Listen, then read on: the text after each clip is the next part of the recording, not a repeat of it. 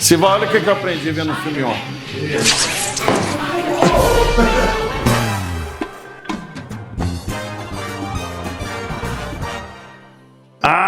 Começou, hein? Hoje nós vamos ver o top 5 filmes que todo cristão deveria ver de super-heróis. Geekdom tá no ar. Lança a vinheta, Léo.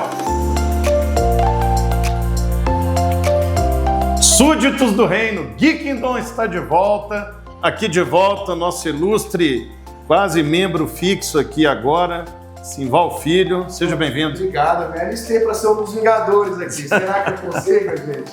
Muito bem, Simval. Os filmes super-heróis, ali no início dos anos 2000, começaram a ganhar uma escala que eles não tinham até então no cinema. E nós podemos, então, imaginar assim, que nós estamos numa fase meio de decadência, né? Teve o auge, a decadência. Acho que a gente já tem condições de criar uma lista, né? Porque foram dezenas de filmes sobre esse assunto. A gente pode citar muitos filmes, né? Inclusive, talvez você tenha a sua própria lista, mas aqui nós vamos trazer aqueles que nós consideramos que tem uma ponte legal para você refletir sobre a fé cristã assistindo esses filmes. Exatamente. É capaz que os decenautas fiquem um pouco bravos, porque o universo DC aparece pouco, mas aparece com nobreza. Com nobreza, com estilo. Então, guarda o coração.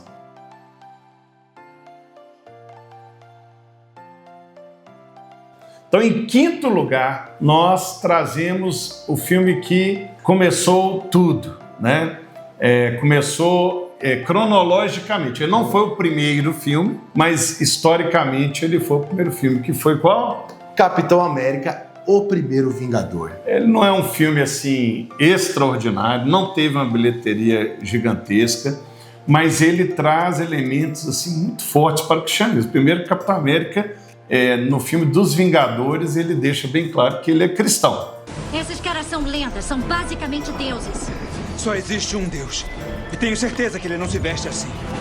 Então você tem um personagem cristão. Mas aqui, as origens do Capitão América. Exatamente. É um filme de origem redondinho, né? Porque ele conta como aquele soldado franzino, fraquinho, o Steve Rogers, foi escolhido para o programa de se tornar um super soldado, tomar o soro do super soldado. Mas eu acho muito interessante nesse filme, além do altruísmo do Steve Rogers, do Capitão América, é sempre o personagem que busca o bem comum. Ele não busca uma glória para si. Ele é um altruísta. Ele se sacrifica por natureza. O interessante desse filme é a gente pensar em como ele é escolhido para o programa. Ele não é escolhido para o programa pela sua força, pela sua grandeza, mas sim pelo seu caráter. Pelo seu coração. Tem uma cena muito emblemática que ilustra isso. O cientista está conversando com o general e eles estão vendo soldados que vão ser selecionados para o programa treinarem, estão fazendo polichinelo.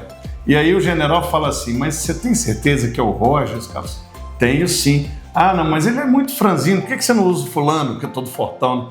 Aí ele vai, o general vai, pega uma granada, desarma ela e joga no meio do soldado e fala, granada! Aí todo mundo sai correndo. O Steve Rogers, ele pula em cima da granada e protege os demais, né? E aí o cientista olha para o general, tipo assim, tá vendo? Ele foi o único que pulou. E aí o general fala assim, mas ainda é franzino. Mas disso eu te lembro da história de Davi, né? Que era o filho esquecido. Isso, e Deus fala para Samuel, né? Olha, olho o coração, não a aparência. Exatamente. Então fica uma dica para você. Se você é meio fraquinho, Deus pode te infundir forças para você. A força está no nosso caráter. Excelente. Filme muito bacana.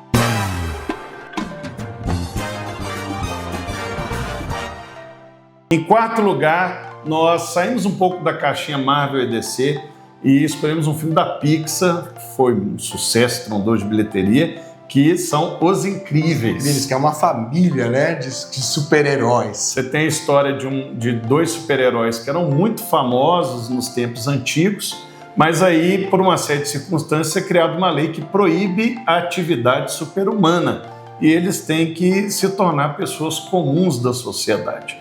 O Senhor Incrível, que vai cuidar de vender seguro, né? E a mulher Elástico, que vai se tornar dona de casa. E aí o filme conta sobre esse desafio, né? Agora com filhos, né? Que também nascem com poderes, um tem velocidade, outro tem visibilidade, o bebê ainda não sabe direito o que quer ser da vida. como que eles vão lidar enquanto família com esse super-heroísmo. Muito interessante a gente refletir, né, sobre, primeiro, claro, o valor da família, né, de você dedicar, né, o seu primeiro superpoder talvez é cuidar dos seus, da sua casa, dos seus familiares. E tem uma cena nesse filme também que eu acho que resume isso que nós estamos falando, que é quando eles estão presos lá na fortaleza do Síndrome, né? E o Senhor Incrível fala assim: eu estou sempre atrás de novas aventuras e a minha maior aventura são vocês, a família. Exatamente. É muito lindo o filme, né? Qualquer pessoa pode assistir, as crianças na sala e tudo mais. É um filme de super-herói, fofinho, animação dessa lista, Pixar, Os Incríveis. Fica a dica. E quem nunca gostou dos filmes do Quarteto Fantástico, Os Incríveis, para mim, é o melhor filme do Quarteto Fantástico. Fica a piadinha aí.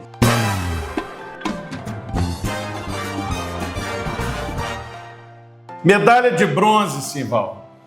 Inspirou a abertura do programa de hoje. Exatamente. Quem o Homem-Aranha. Homem-Aranha, mas não é qualquer Homem-Aranha, não. Homem-Aranha, gente. Homem-Aranha teve vários filmes, né? Teve os 3 do Tobey Maguire, teve os 2 do Andrew Garfield, teve os 3... Os 3 juntos, do né? Tom Holland, que inclusive tem um que aparece, os 3. Qual dos filmes que a gente quer destacar Estou falando aqui? que, para mim, é o melhor de todos esses que aconteceram, que é o Homem-Aranha 2, do Sam Raimi, que é com o Tobey Maguire, né? O Tobey Maguire e o vilão é o Dr. Octopus, né? Que é interpretado belíssimamente pelo Alfred Molina. Esse filme ele fala sobre como que a ganância pode mudar a mente de uma pessoa. No caso do Dr. Octopus era um cientista que tinha boas intenções, mas ele se perde, né, por causa da ganância. E ele tem uma redenção no final, mas também fala sobre propósito, né? Um filme que discute muito o Peter Parker sobre o propósito dele de ser ou não Homem-Aranha. Ele entra nessa crise nesse filme. Exatamente, né? Ele se depara com aquela frase clássica, né, do Homem-Aranha, que grandes poderes trazem grandes responsabilidades também. E uma cena icônica desse filme, né, que lembra muito o sacrifício, né, na cruz, é quando ele tem que parar o metrô desgovernado ali, ele abre os braços e joga as teias e tenta de tudo e quase ali desfalece, mas se sacrifica pelo outro. E é legal que no final ele está esgotado, ele vai desmaiar, ele vai cair da altura toda que está lá, e aí as pessoas que estavam no metrô vão lá e pegam ele, botam ele no corredor do metrô, entrega a máscara, né, demonstrando a gratidão pelo ato sacrificial que ele fez. É um filmaço, não envelheceu, os efeitos, né, são muito bons, vale o 3º lugar, Homem-Aranha 2, do Sam Raimi, interpretado pelo Tobey Maguire.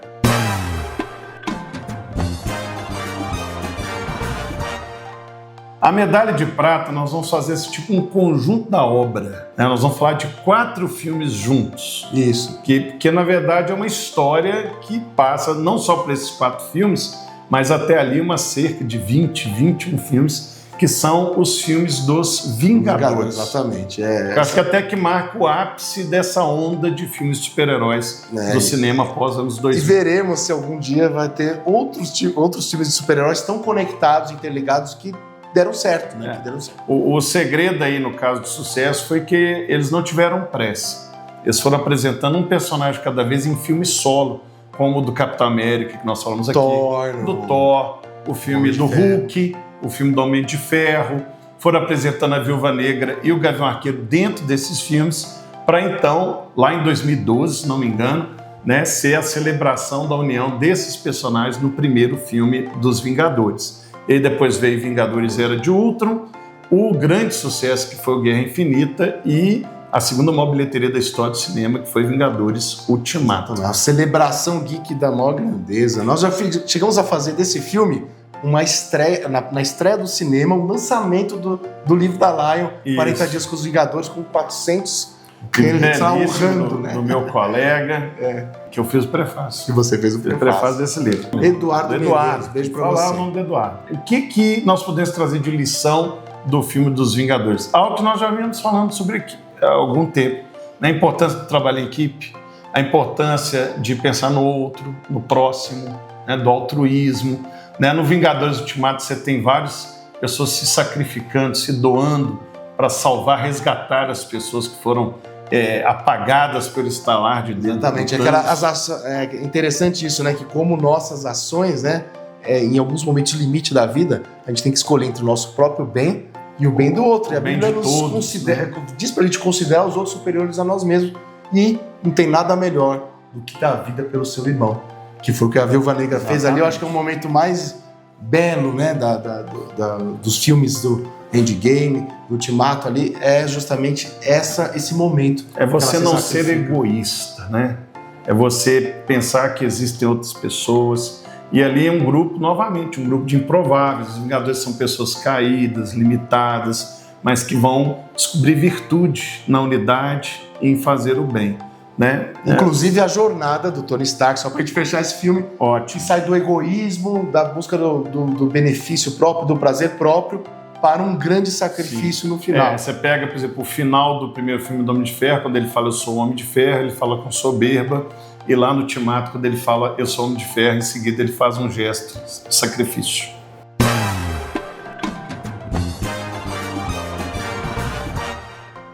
Você que é decenalto, tá assim, cadê os filmes da DC? Eu tô com você, decenalto. Mas nós deixamos a medalha de ouro para aquele que é um clássico insuperável, insubstituível, invencível, que é o filme Superman de 1978 com Christopher Reeve, né? Richard Donner na direção, que dirigiu, inclusive, De Volta para o Futuro. Isso. E a trilha icônica de John Williams, aquele tema do Superman que nunca vai deixar de ser remixado. É a maior trilha do John Williams. Ele já fez Jurassic Park, Indiana Jones, Star Wars, mais a trilha do Superman. Não, nem sei se o Léo pode subir aqui, senão a gente toma strike, né? Mas se puder pôr 3 segundinhos, o pessoal reconhece. John Williams é bom que você não precisa de muito tempo para reconhecer a trilha, né? Mas aqui você também tem Marlon Brando, Gene Hackman, né? São grandes atores da época, para contar a história de Kal-El, que no planeta Terra é conhecido como Clark Kent, né? Aquele sujeito que seu planeta em agonia, o seu pai então envia para a Terra e ele se torna o salvador da Terra, né? O último filho de Krypton. Qualquer paralelo aí, seja com a história de Moisés, porque os criadores primeiro eram judeus, né? Exatamente. Ou melhor ainda, né, com a história de Jesus Cristo, não é mera coincidência. Exato. O pai que envia o seu filho para salvar a humanidade. Para ser o salvador da humanidade. E é o Superman esse símbolo, né? Além desse paralelo com Cristo, cujo Deus Pai enviou o seu próprio filho para se sacrificar em favor de todos, o Superman, ele cumpre esse papel que ele, pelo menos o Superman clássico, né, desse filme, dos quadrinhos clássicos. Não um Superman rancoroso, rabugento, entristecido. Esquece o Zack Snyder, o do Henry Cavill. Aquele Superman que precisa de terapia, mas nesse caso, esse Superman, gente... Esse é a esperança. Ele é a esperança, é a personificação da esperança. E o filme não envelhece nunca. Eu vi esse ano uma vez e emociona, né? Você que nunca viu, veja. É um filme que realmente inspira. Muito bonito. Superman, do Richard Donner, com Christopher Reeve, de 1978. Missão cumprida? Missão cumprida. Top 5. E você? Talvez você decenalta. Eu quero pôr outros filmes nessa lista. Tá faltando um filme tal. Comenta aqui, ó. Vai na área de comentários. Só não escreve Marta. Marta. Estragou o vídeo. Vamos lá. Também curta esse vídeo, aperta o botão do hype, das notificações, assine o canal e até o próximo Geekingdom, se Deus quiser. Grande abraço.